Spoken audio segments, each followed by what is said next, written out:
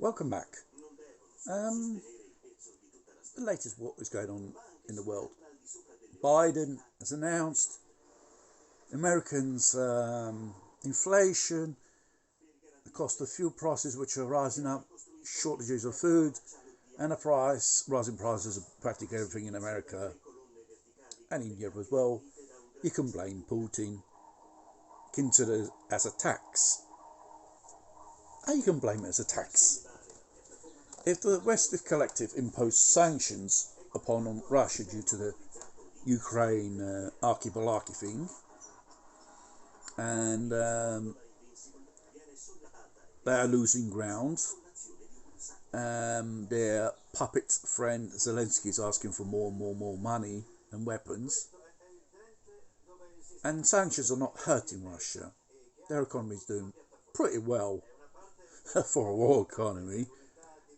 Putin just only cut interest rates the other day in Russia, while the interest rates in America and in Europe are slightly going up, as well as prices and regarding services and goods are going up. So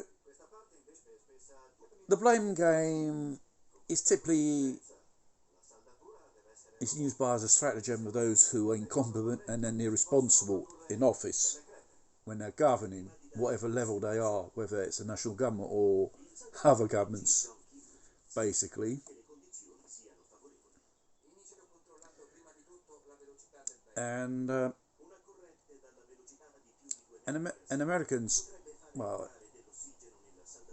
it's been touching a high $9 a gallon petrol in America. How far can it go? It's only going to go up. Obviously, as the beginning of the end, there's an empire America, as we know.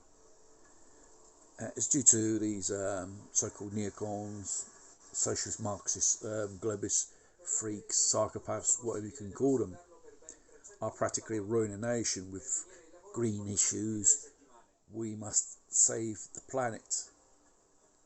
Yes, but you got to save the nation first. Without nation, there is no society, and it's going downhill, tits up. And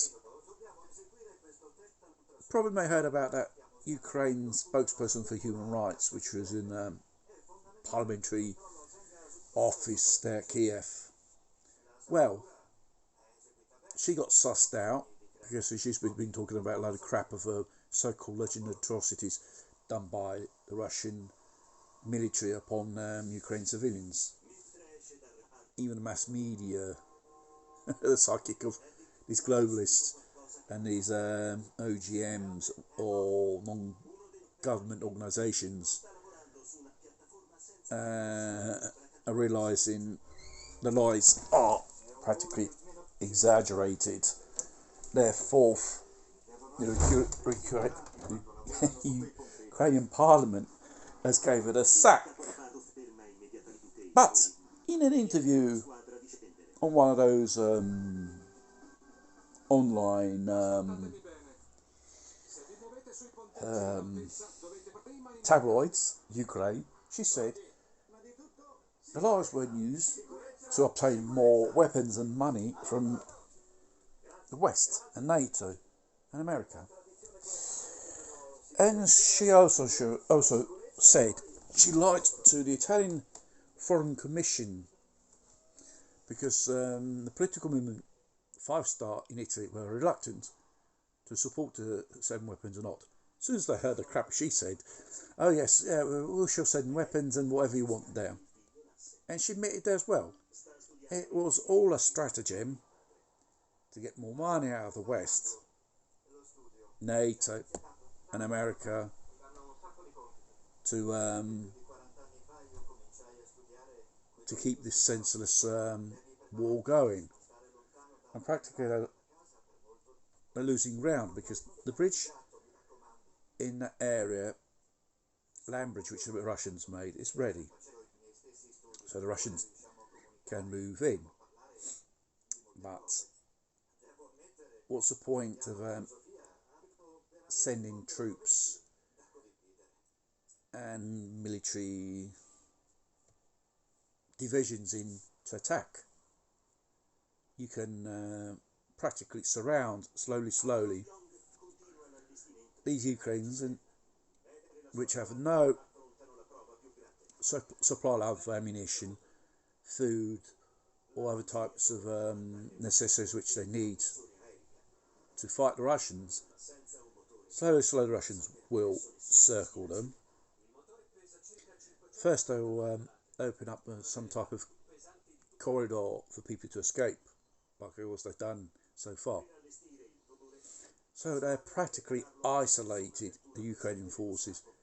We've been hearing a lot about stories, they have a lack of ammunition, supplies and that, because it's been cut off. Whatever stuff which comes over the border from Poland, it gets blown up or ends up on the black market. Very little stuff. And they're thinking with these new weapons they can give a run for their money with the Russians. If the Russians really took out these systems which they had before, the Navy, the Air Force, and all type of missilistic systems they had before, they were taken out before. So how do you think you're going to take out,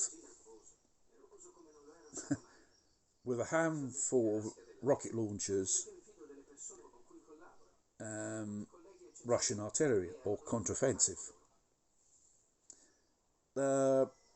Scholz, the Russian Chancellor of Germany, does not trust Zelensky, because therefore he's hesitating and delaying supplying what they want, and they're crying out saying, no, you must send us this stuff which you promised, because probably they know in other countries who are hesitating, these weapons are not going to fight directly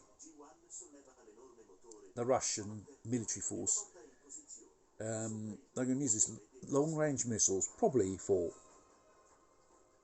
attack targets in the heart of Russia. And Lavrov and his